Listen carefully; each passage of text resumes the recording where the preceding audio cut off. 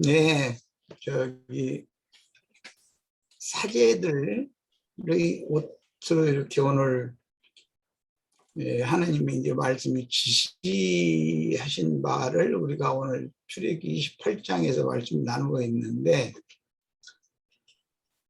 이건 비단 사제들이라는 것은 이스라엘에서는 이제 그 판관들, 재판장들이었기 때문에 한 면에서는 왕복으로도 예시가 되고, 한 면에서는 법복이라고 그러죠. 재판장들이, 판사들이 왜 재판소에 가보면은 입는 옷이 있어요. 그 법복이라고 그래요.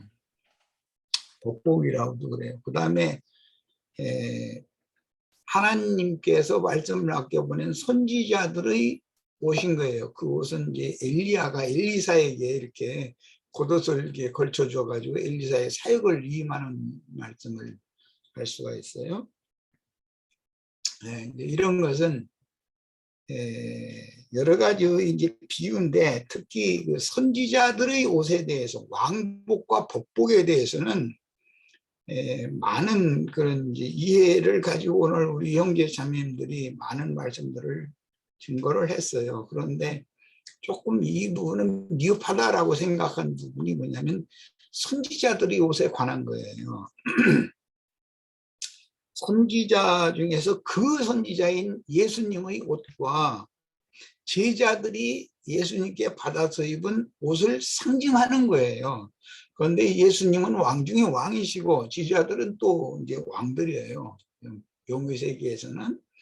뿐만 아니라 예수님이 그 대법관인 것이, 대법원 판사인 것이죠. 그렇다면 제자들은 그런 이제 일반 판사들이라고 생각할 수가 있어요. 그렇게 성경에서는 모두 비유를 하는 거예요. 그러니까 구원으로부터 시작해서 그리스도의 심판대까지 전체를 이 옷으로 상징해 놨다, 이렇게 이해를 하시면 돼요. 그런데 유대 교인들의 의롭고 거룩한 그런 생활, 옷이라는 것은 삶을 말하는 거니까 그들의 신앙생활이죠. 유대인, 이방인들의 생활과는 다르죠. 유대교인들은 율법을 지키는, 철두철미하게 지키는 생활이니까, 그것은 다른 말로 말하자면 하나님을 경배, 제사하는 생활이다. 옷이라는 것은 성도들이 하나님께 제사하는 삶을 말하는 거예요. 즉 교회 생활을 말하는 거예요. 그것을 이제 보여주는 표상이 되는 거예요. 그런데 유대교인들의 의가 있고 요한의 의가 있어요. 세례 요한 말하는 거예요. 세례 요한의 의는 약대 털옷을 입었다, 낙타 털옷을 입었다 그랬어요. 그러면 짐승옷이죠. 그건 얘기된 구속, 완전한 구원의 말씀을 주는 선지자의 사역이 아닌 거죠. 그러니까 뭐 빛으로 말할 때도 요한은 그 등잔불을 켜서 비추는 등잔불이다 그랬고, 예수님은 햇빛으로 했으니까 뭐 등잔불과 햇빛이라면 비교가 안 되니까, 이렇게 이제 성경은 여러 곳에서 비유를 해놓고 있어요. 그런데 오늘 마침 아까, 이건 나중에 연결할 얘기인데, 홍영재가 그 마태복음 22장을 얘기를 했어요. 그런데 마태복음 25장에도 혼인 얘기가 나와요.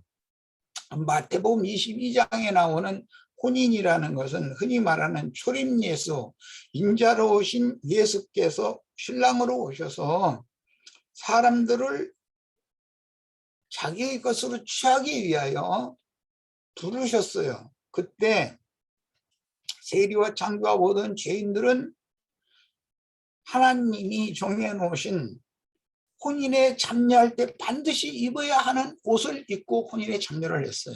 그때 당시 세리와 창조와 모든 죄인은, 이 말은 예수 그리스도로 지난날의 모든 죄인의 그 겉사람, 옛사람을 벗어버리고 그리스도로 새 옷을 입고 혼인에 왔다, 이 말이에요. 혼인이라는 건 오늘 우리가 지금 혼인잔치에 참석한 거예요. 말씀잔치를 말하는 거예요. 말씀잔치. 천국의 혼인잔치라는 거는 주님의 말씀을 증거하는 그 자리에 세리와 창조와 모든 죄인들은 요한에게 가서 회개하고 자기 죄를 자복하고 진리를 받은 사람들이 주님 앞에 왔어요. 그들은 하늘이 정한 혼인 예복을 입고 온 사람들이에요. 그런데 그 중에 이제 한 사람이 하나님이 하늘에서 정한 대로의 옷을 입지 않고 참석한 사람이 있었어요. 그 사람은 그러면 유대인들을 말하느냐? 그게 아니에요. 유대인들은 예수의 혼인잔치에 관심도 없어요. 거기 참여하려고도 안 해요. 그런데 예수님이 말씀을 증거할 때마다 뒷쫓아다니면서 망보는 사람들이 있었어요. 그들이 대부분 바리새인, 서기관, 율법사, 예루살렘의 그 기득권자들이 몰래 파송한 자들이에요. 이제 그걸 대표하는 게 한 부자 청년이었는데, 그 부자 청년은 유대교에 완전히 소속된 사람이냐? 그렇지 않아요. 자기의 의가 너무 강한 사람이에요. 유대교인들의 가르치는 의를 의로 인정하지 않는 사람이에요. 자기는 어려서부터 유대교 지도자들이 하는 행습이나 이런 건 틀렸다, 이건 아니다 라고 어려서부터 올곧은 신앙을 지키기 위하여 유대교에 흡수된 있는 사람도 아니에요. 자기의가 강한 사람이죠. 그런데 그 사람은 네가 천국에 가깝다 그랬어요. 주님의 나라에 먼 사람들은 유대교인들이 있었어요. 그건 아주 너무 멀리 있는 자들이니까 혼인잔치에 참석을 안 해요, 그 사람들은. 그런데 유대교의 그런 가르침이 이건 잘못됐다. 오늘날로 말하자면 안나가 교인이라는 사람들이 있어요. 가나안 교인이라는 사람들이 있어요. 그 사람들은 기독교인이지만 기독교의 모든 것은 잘못됐다, 기독교의 것을 추종하고 따라가느냐? 그렇지 않아요. 그런데 자기 나름으로 너무나 자기만이 가장 옳은 거예요. 이게 이제 자기의 의에게 잡힌 사람들이죠. 그런 사람들을 만나보면 누구와도 대화가 안 돼요. 기독교 목사들과 대화가 되느냐? 그건 기본적으로 부정하니까 안 될 것이고, 우리 형제 자매님들이 그런 사람들을 만나서 대화를 한번 해보세요. 대화 안 돼요. 왜? 자기가 신이니까. 그걸 속생명파의 극단이라고 그래요. 영지주의 극단이죠. 그게 가라지들이란 말이에요. 그런 자들이 사람을 몇 사람이라도 얻으면 당연히 그 왕노릇을 하는 거예요. 그들 중에. 그 사람들은 절대 바꿔주지 않는 사람들이에요. 이런 것을 잘 이해를 하시기를 바라고, 이제 그 본론으로 들어갑니다. 지금 마침 우리 이제 박승혜 자매하고 이제 홍영재님이 이사야서를 읽었는데 굉장히 합당한 주제를 잘 찾아서 읽었어요. 우리는 이미 그 성경을 아까 읽었으니까 지금 골로새서 3장에서 몇 절만 보겠습니다. 이 옷에 관한 말씀을 읽을 때는 많은 구절이 나오지만 그냥 시간을 약하기 위해서 골로새서를 좀 택한 거예요. 육체 따르는 것을 금해야 된다. 즉 말하자면 자기를 부정해야 된다, 이제 그 말이에요. 그게 천국에 가까이 왔던 한 율법사가 자기의 부로 인해서 예수를 끝까지 따라갈 수가 없었어요. 그렇게 된 원인은 뭐냐면 자기는 어려서부터 모든 율법을 다 지켰는데 예수님도 결국 율법 지키라고 하나만 이렇게 생각을 했던 거예요. 자기가 한 가지 부족한 것이 있다는 걸 몰랐던 사람이죠. 그러나 유대교인들과 같은 사람은 아니에요. 오늘날 기독교인들 같은 사람들이 아니에요. 가나안 교인이라고 하는 사람들은 기독교인들과 똑같은 사고를 가진 사람들이 절대 아니에요. 그 사람들은 부분적으로 굉장히 진보하고 발전한 것들을 깨닫고 있는 사람들이에요. 그런데 문제는 내가 그러다라는 것이 속에 사실은 자리 잡고 있어요. 그런데 아닌 척하고 사람들과 대화를 해요. 그런데 그 사람들을 만나보면은 다 자기 말에 순응을 해줘야지 다른 의견을 제시하면 무조건 하고 원수 취급을 딱 해버려요. 그게 특징이에요, 그게. 예, 수원의 그 김마무에 지금 뭐 목사 노릇한다는데 그 친구와 같은 그런 사고죠. 그들의 사고는 뭐냐? 우리가 다 엘이 된다는 거예요. 우리가 다 예수가 된다 이거예요.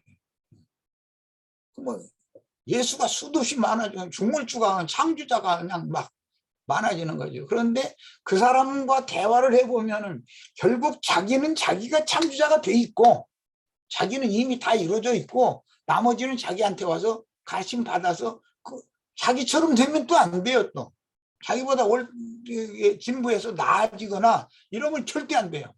자기는 다 이게 됐다라고 생각해요. 나는 다 이뤘다 이렇게 그렇게 표현을 안 할 뿐이에요. 그러나 속에는 너무나 강력하게 그것이 들어있어요. 나는 그러다라고 하는 것이. 이런 것을 가지고 우리는 가라지를 추수하러 보냄을 받은 악한 자의 아들들과 옥식의 주수꾼들을 그런 걸로 분별을 하는 거예요. 지금 난 굉장히 중요한 말을 하는 거예요. 비슷하기 때문에 구분하기가 어려운 거예요. 그런데 궁극적으로 가라지는 열매를 보면은 딱 드러나는 거예요. 그 열매라는 것이 오늘 말하는 그들의 삶, 그들의 신앙생활, 옷이란 말이에요. 그들의 겉옷을 딱 보면 알 수 있는 거예요. 속옷도 바꿔 입지 않았어요. 속에 무화과나무 이파리 옷을 입은 위에 약대 털옷을 살짝 입은 거예요. 선지자의 옷을 입은 거예요. 율법적인 선지자죠.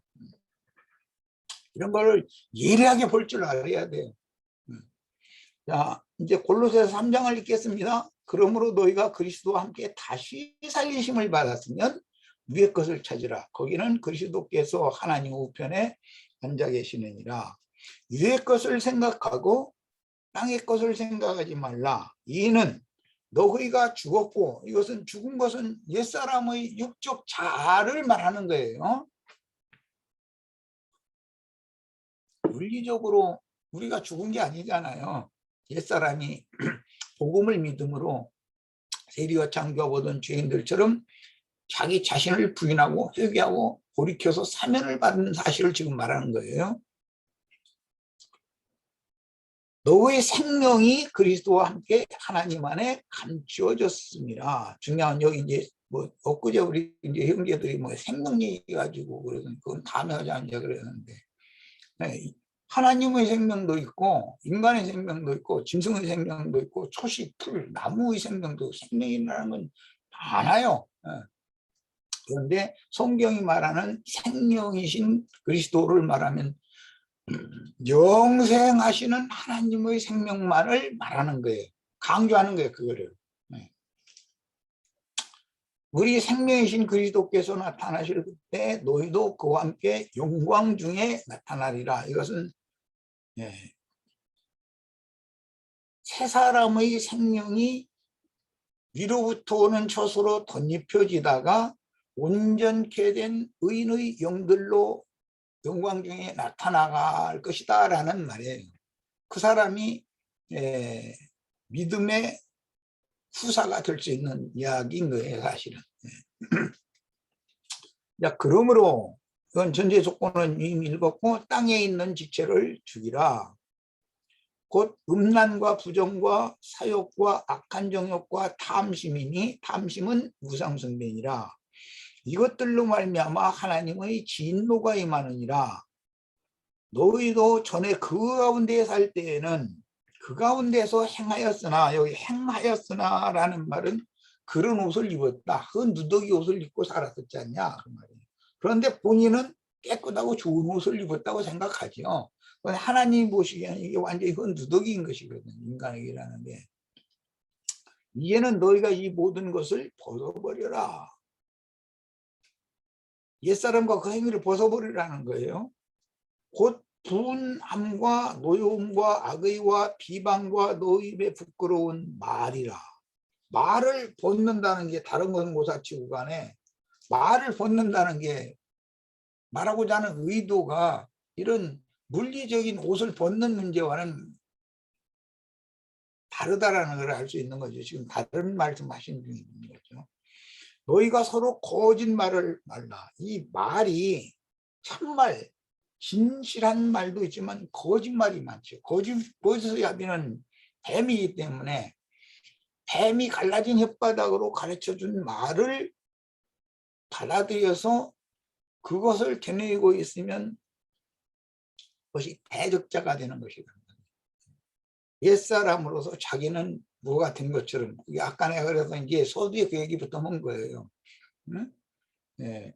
예수라는 아들을 세상에 보내서, 인자 예수를 세상에 보내서 혼인잔치를 배설을 해놨더니 망이라고 그러는 거예요. 그 사람들이 그 말씀을 들으러 온 목적은 어떻게 해서 책을 잡아서 이를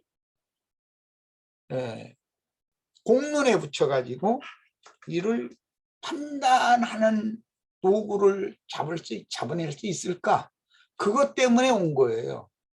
정복과 형사들이죠, 말하자면.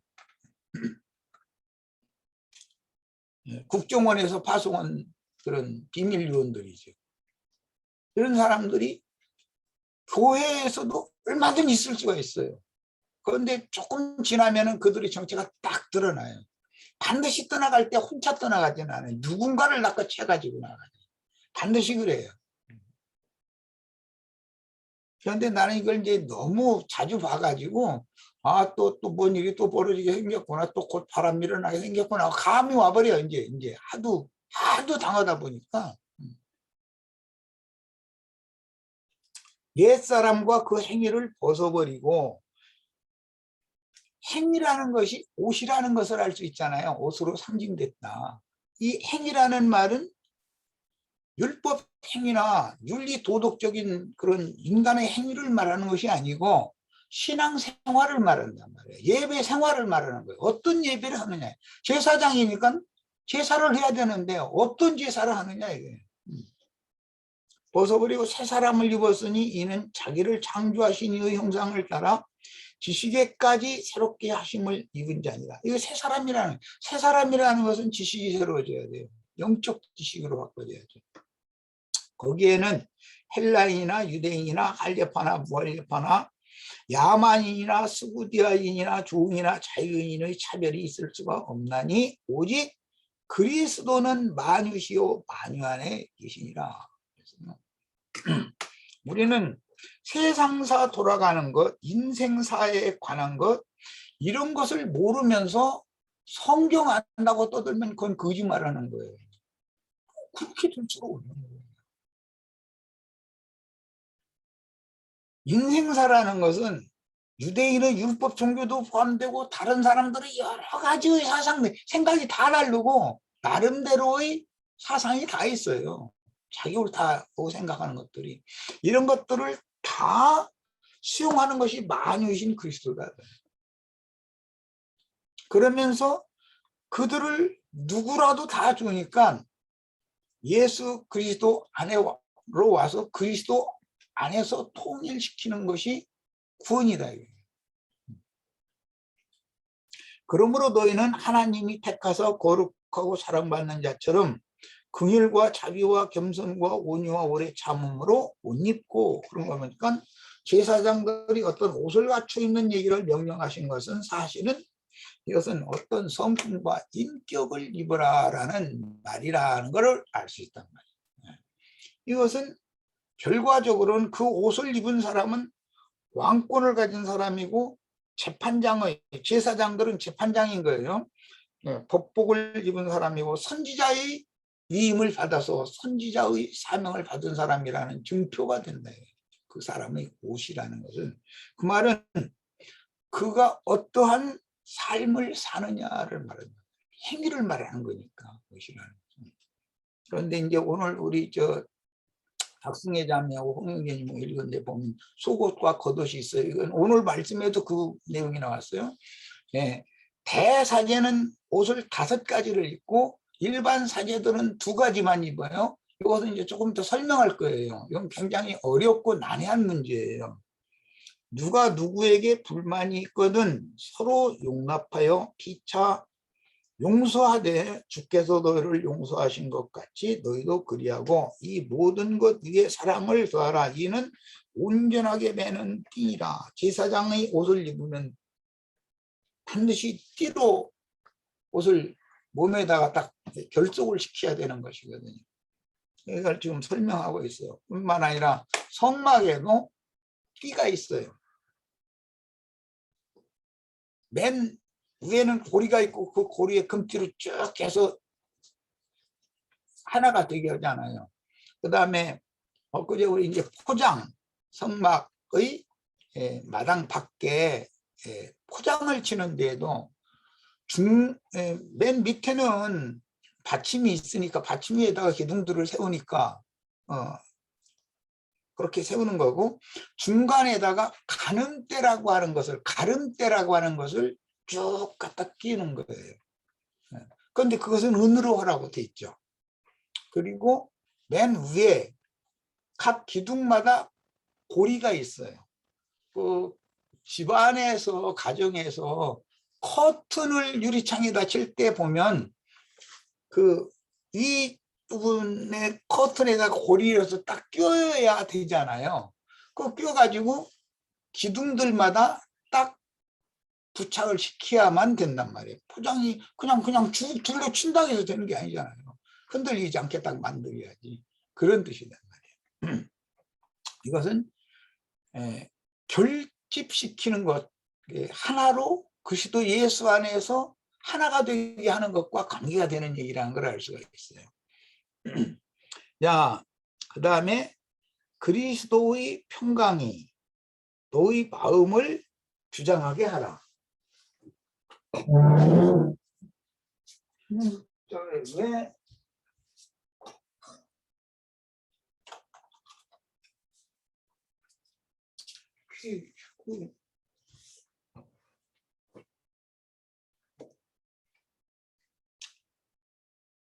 너희는 평강을 위하여 한 몸으로 부르심을 받았나니, 이건 굉장히 중요한 말이에요. 성막법이 확대되는 게 이제 성전 식양이니까 이것은 제일 중요한 건 그리스도 안에서 통일되는 거예요. 하나가 되게 하는 거예요.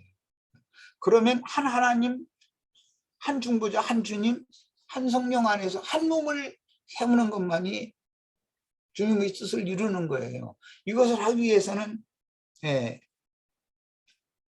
제사장들이 사명이 있는데, 제사장이라는 것을 표현하고 사람들로 하여금 알게 하는 것은 옷을 입는 것이잖아요. 옷을. 아까 우리 홍영계님이 그 얘기를 했어요. 어떤 공무원들, 특히 그 아까 이제 판사 같으면 복복이라는 걸 입어야 되는 거고, 경찰 같으면은 경찰복을 입는 거예요. 국가를 수호하는 책임을 진 군인 같으면 군인은 군복을 입어야 되는 것이죠. 이와 같이 어떤 직임을 가진 사람을 나타내는 표현은 옷이단 말이에요. 자, 그 다음에 너희는 또한 감사하는 자가 되라.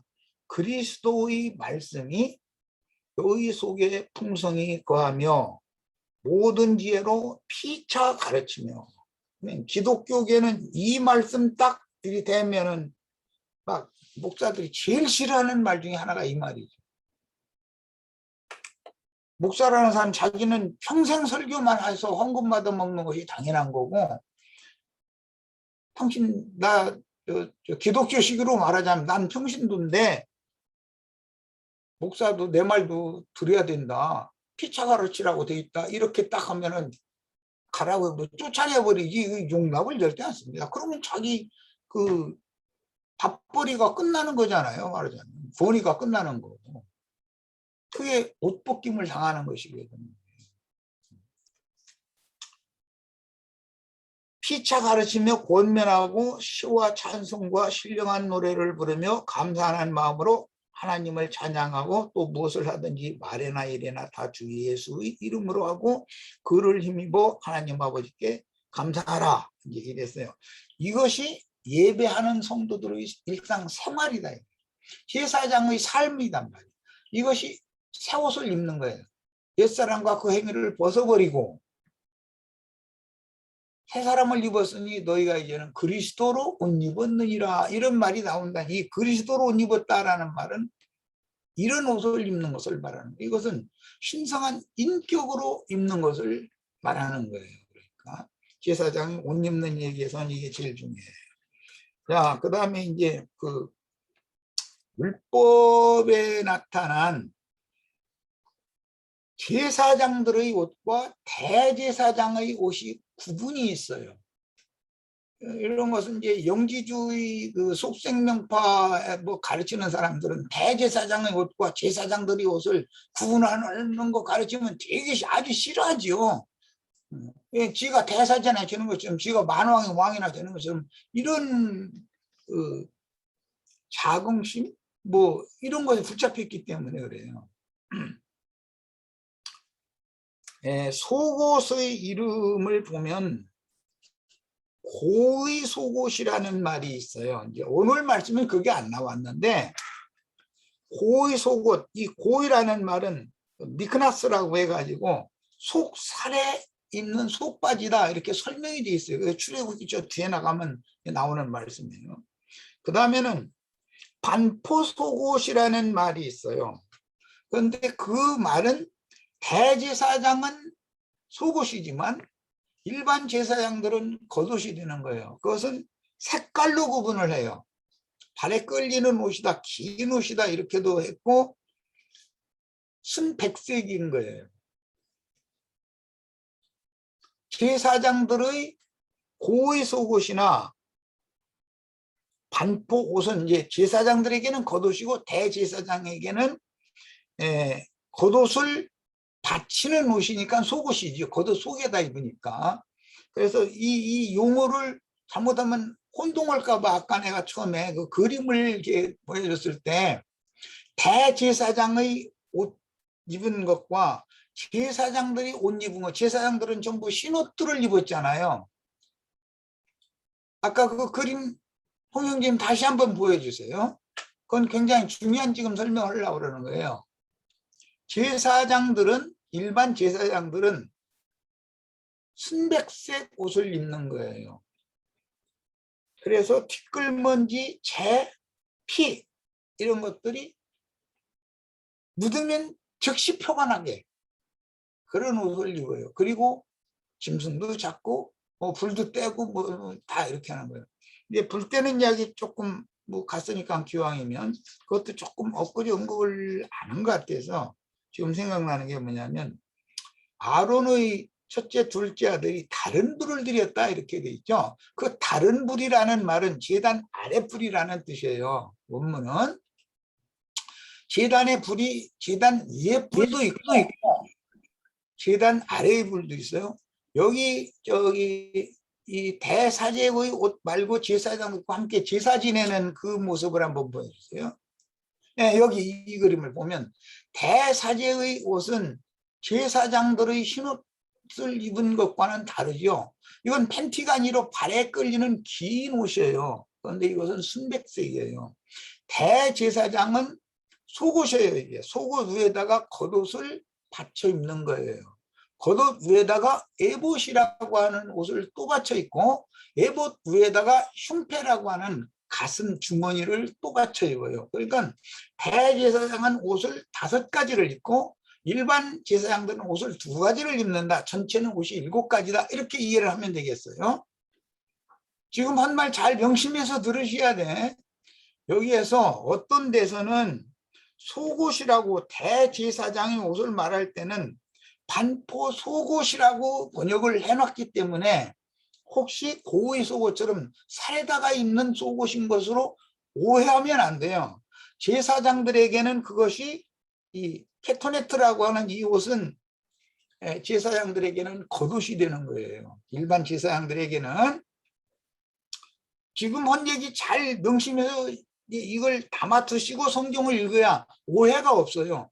대제사장에게는, 대제사장은 속옷이 2가지를 입는 거예요. 그러니까 그렇죠. 고의 속옷 위에 그 다음에 반포 속옷을 또 입어요. 그 위에 겉옷을 입고 그 다음에 에봇을 입고 그 다음에 흉패를 착용을 하는 거예요. 대제사장과 제사장들이 옷에 대해서 이게 지금 옷이 5가지가 있는데 제사장들은 2가지를 입고 대제사장은 5가지를 입는다. 이것을 잘 이해를 하고 나서 성경을 읽어야 이게 대제사장에게 속옷을 말할 때는 반포 속옷이라고 말을 한 것은 고의 속옷은 일반 제사장도 다 입어야 돼요. 기본적으로 구원의 옷이라는 건 다 입어야 되니까.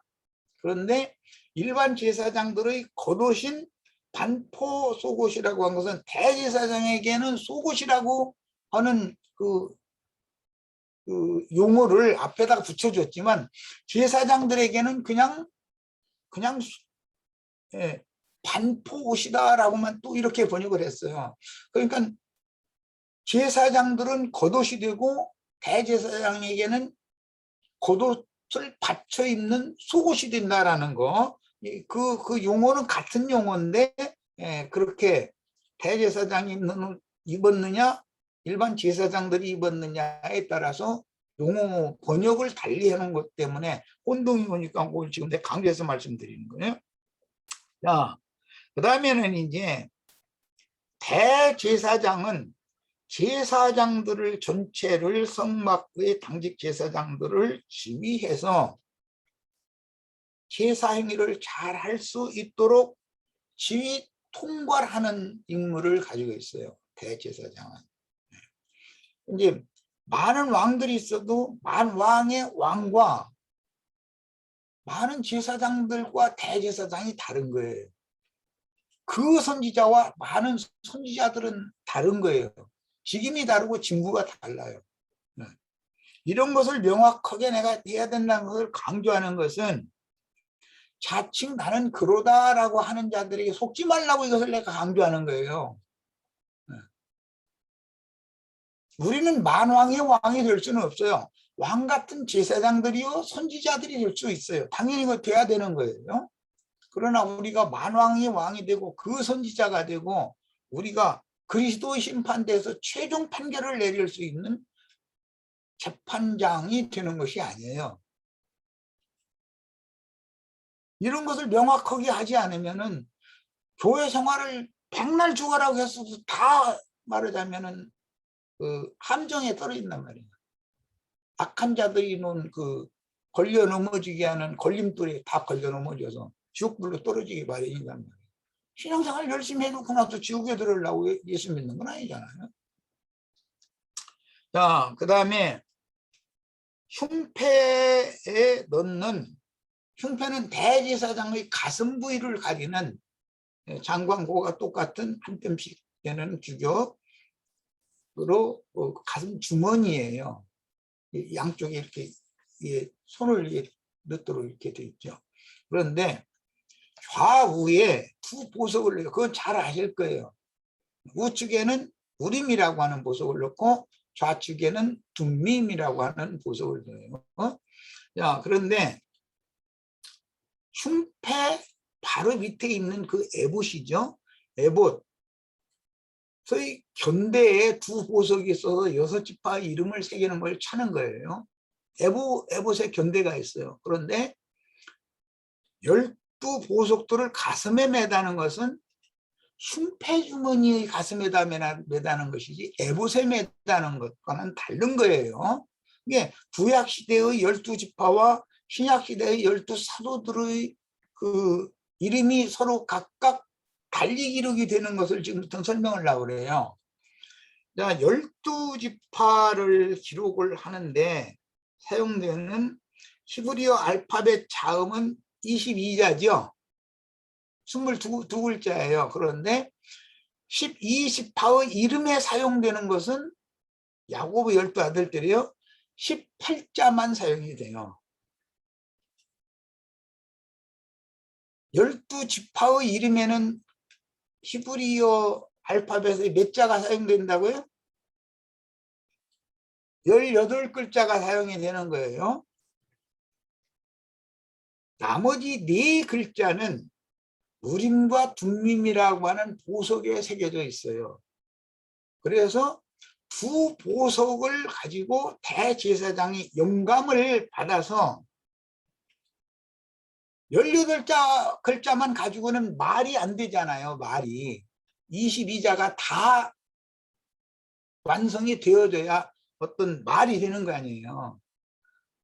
계시를 그렇게 받는 것을 상징한다 이거예요. 그건 이제 제비뽑기를 한다 그러는데, 이런 것이 이미 구약시대에 율법으로 이미 계속 실행을 해왔었어요. 그것은 모형이다. 예수 그리스도의 성령께서 형제 자매님들의 심령에 계시하여 주시기 전에는 이건가 저건가 긴가 민가 어떤 말씀을 읽을 때 명쾌하고 명확하지 않은 경우가 상당히 많을 거예요. 그런데 성령께서 오셔서 명확하게 확증을 딱 해주시면 분명해진단 말이에요. 이런 것을 구약시대에 이미 제사장의 그 복장 속에 다 이렇게 해놓으셨어요. 이건 모형인 거예요. 그러니까 오늘 우리 형제 자매님들이 나한테 여러 가지를 가르침 받은 분들이 있어요. 지금 한 30여 년 동안 여기 저기 안자매는 이수미 자매네 집에 갔어? 어떻게 거기 둘이 앉았어? 야, 이제 고참들인데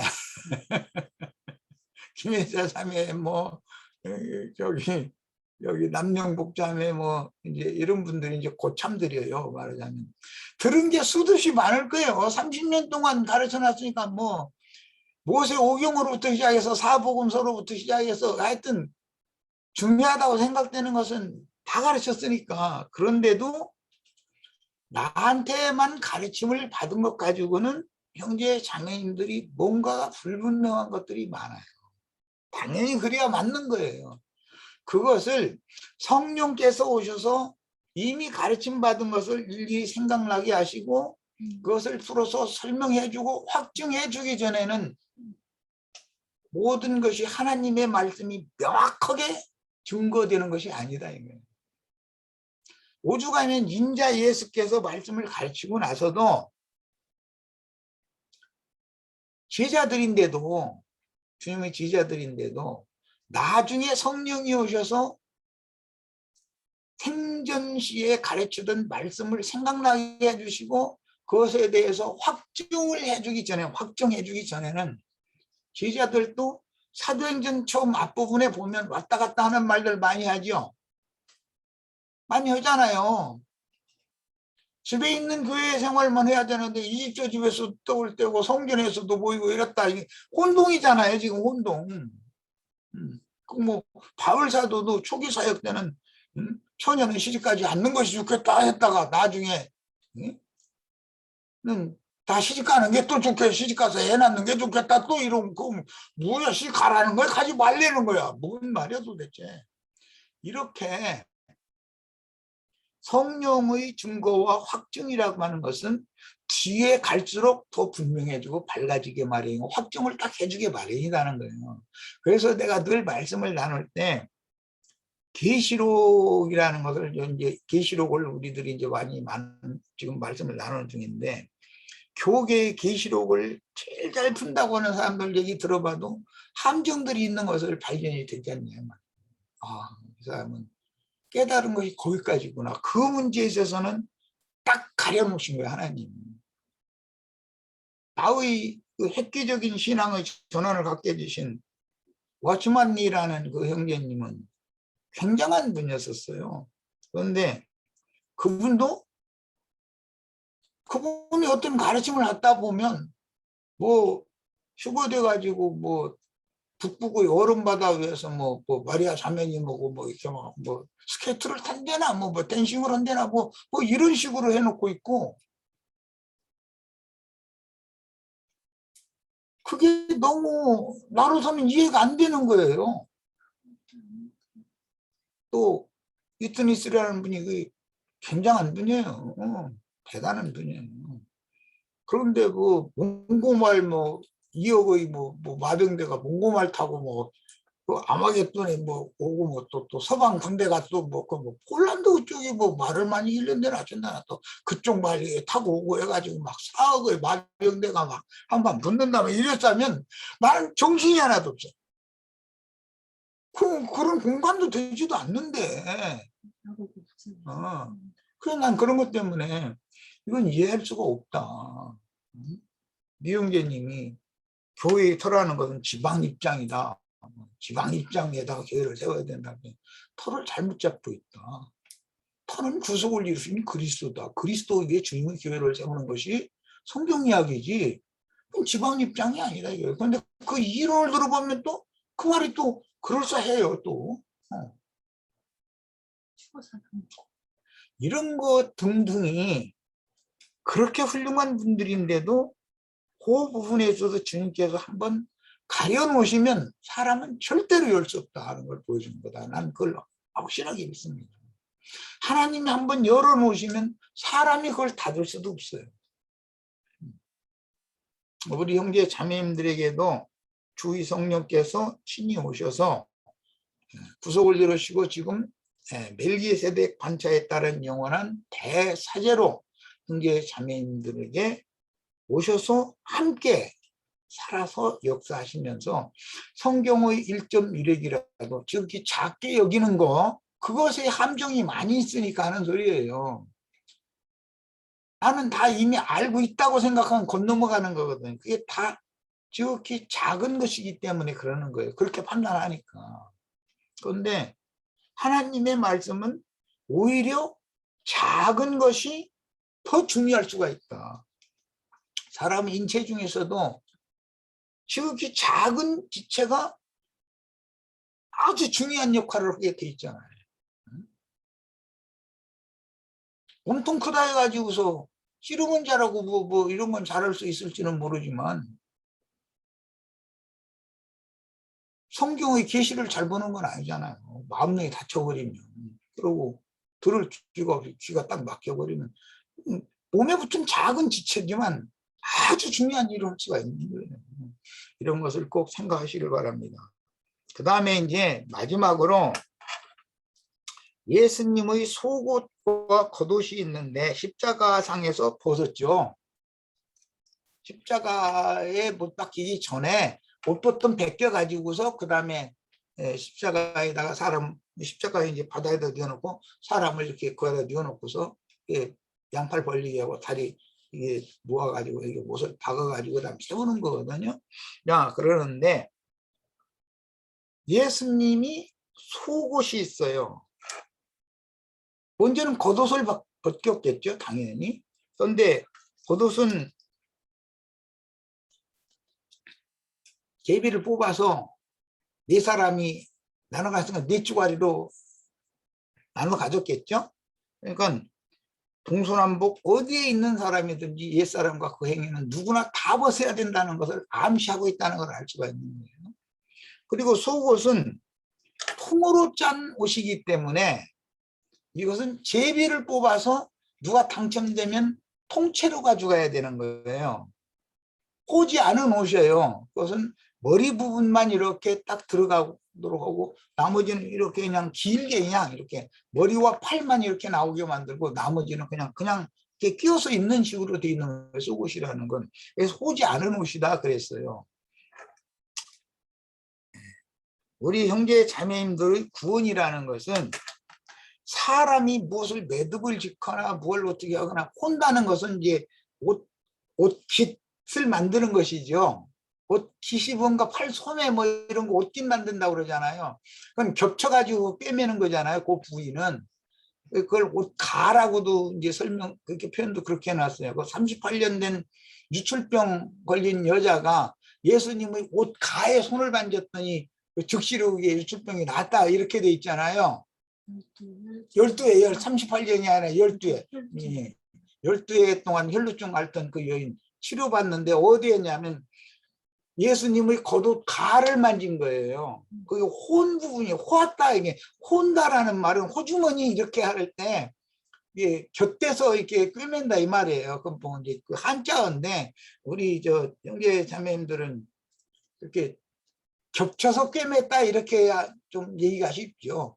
예, 나는 뭐 호주머니 뭐 호온다 뭐 이렇게 하면 그게 그 원래 옷에다가 다른 그 뭐를 더 덧대서 이렇게 꿰매는 상태를 혼다 그러는데 그건 이제 한자어거든요. 그러나 어쨌든 이제 그런 의미를 아셔야 돼. 겉옷 가에 만졌다. 이것은 겉옷이라고 하는 것은 예수님의 육신으로 이 생에서 오셔서 살던 생애, 삶을 말하는 거예요. 믿음의 본이단 말이야. 그런데 겉옷 가다라는 것은 생애를 어떻게 마무리를 할 거냐 그 말이에요. 마감을. 겉옷 가라는 말은 마무리한다 이거예요. 옷이라는 것은 행위를 말하는 건데 삶을 말하는 거예요. 하나님을 경배하는 신앙생활을 하는 삶을 말하는 거예요. 행위. 그런데 인생의 삶의 마감을 말할 때는 겉옷 가라고 해서 여기는 겹치는 거예요. 그렇게 해서 꿰매는 것으로 되어 있어요. 자, 그래서 매듭을 지은 그 옷술, 이제 매듭을 짓고 나면은 옷술이라고 하는 것은 팔소매에 넓게 이렇게 무슨 고전 영화 이런 데 보면은 대신들이나 왕이나 옷을 입고 이 팔소매 여기가 그냥 넓게 만들죠. 그래서 옷술이라고 그래요.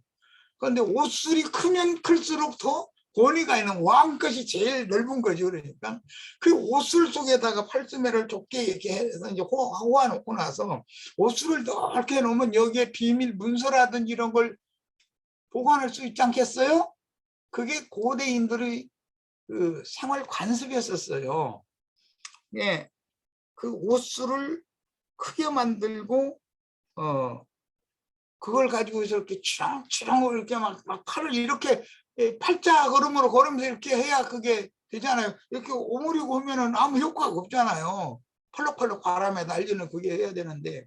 그런데 왕이 왜 대신들에게 그렇게 옷을 크게 하는 것을 한 옷을 입는 것을 허락했는가? 그리고 왕 앞에서는 반드시 팔을 쭉 폈다가 그 다음에 계속 탁 터는 거예요.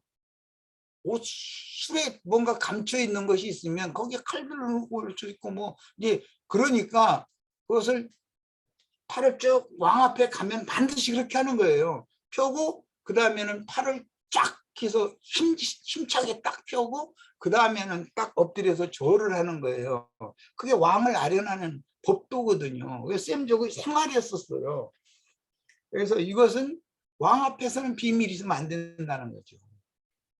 여기다가 뭐 무기를 넣거나 들을 수도 있고 뭐 비밀 문서를 넣고 와가지고 저희끼리만 통하는 뭐 쏙닥거릴 수도 있고 뭐 이런 것을 하게 고대 사회의 생활 관습이 그랬다는 걸 꼭 아시기를 바라요. 그래서 우리 이제 형제 자매님들은 하나님의 비밀인 그리스도, 그리스도의 비밀인 교회, 교회 안에는 예수님이 모르는 비밀이 있으면 안 되는 거죠.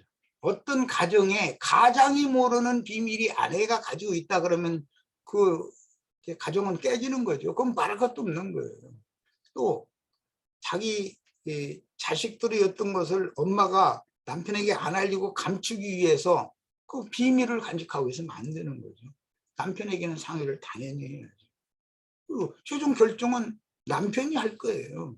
이런 걸 잡아다 혼낼 건지 당신이 알아서 처리하라고 이름을 하든지 아니면은 좀 두고 보자라든지 뭔가 남편이 최종 결정을 하게 해야지 아내가 남편을 속이면 안 되는 거예요. 그럼 가정이 깨지는 거예요. 이런 것을 교회 생활로 잘 적용을 하시길 바랍니다. 말이 길었는데 이런 것은 옷에 대해서 일반적인 것을 오늘은 교제를 나눈 거예요. 이제 다음에는 또 이제 깊은 교제를 당연히 해야죠. 그런데 이런 그 일반적인 그 제사장의 옷에 관한 이런 일반적인 지식이 결여되어져 있으면 예배하는 성도로서의 삶을 살 수가 없어요. 옷을 입는다는 것은 행위를 말하기, 성도들의 이로운 행위를 말하는 것이기 때문에 성도들의 이로운 행위라는 것은 예배하는 생활이단 말이에요. 그 생각하고 말하고 사는 모든 것들이 하나님을 예배하는 삶을 말하는 것이고, 대제사장이나 제사장들은 그 본을 보여야 됩니다. 양무리들에게 이걸 말하고자 하는 거예요. 야, 마칩니다. 네, 오늘 뭐 전반적으로 다 이렇게 하셨는데, 내주에는 흉패와 나머지 그 옷들 이렇게 나누어서 다음 주 토일을 해서 이제 28장을 마칠 것인데, 이 옷이라는 게 이 함정이 있어요. 사실은 뭔가 행세를 하려면은 옷을 갖춰 입어야 돼요. 그러니까 군인 아닌 자가 군복을 입으면 그게 군인일까요? 일반인일까요? 이게.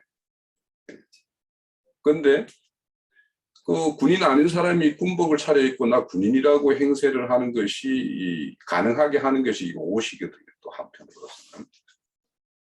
그래서 실질적으로 옷만이 아니라 그 속 내용까지가 그거와 어떤 동일한 어떤 걸 갖춰야 된다는 게 뭘 상징하냐면, 성소의 성막이나 휘장을 짜는 어떤 색깔이나 지금 제사장의 옷이나 색깔이 똑같아요.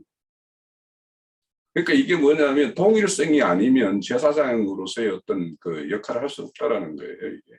그래서 우리가 그냥 늘 우리는 뭔가 가림받았다, 덮임받았다 이것만이 아니라 하나님은 그 속 내용을 바꾸는 작업을 하는 것이 우리의 혼의 구원이니까 우리가 그런 면에 대해서 우리가 일체를 그렇게 이루어야 된다는 것을 우리가 오늘 속옷이나 뭐 여러 가지 옷으로 이야기하고 있다 이런 생각이 듭니다. 자, 오늘 오랜 시간 고생 많으셨고요. 다음 주에 잠깐만, 우리나라에 몇 년 전에 보면은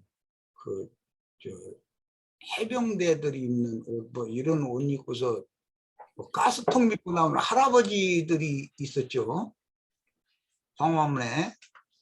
그 보면 참 군인도 아니면서 나라를 지키는 군인이라면 전선에 가 있어야지 가스통 메고 광화문에 나가서 그렇게 하면은 그거는 완전히 믿음 세계에서는 깡패 묵자들이죠.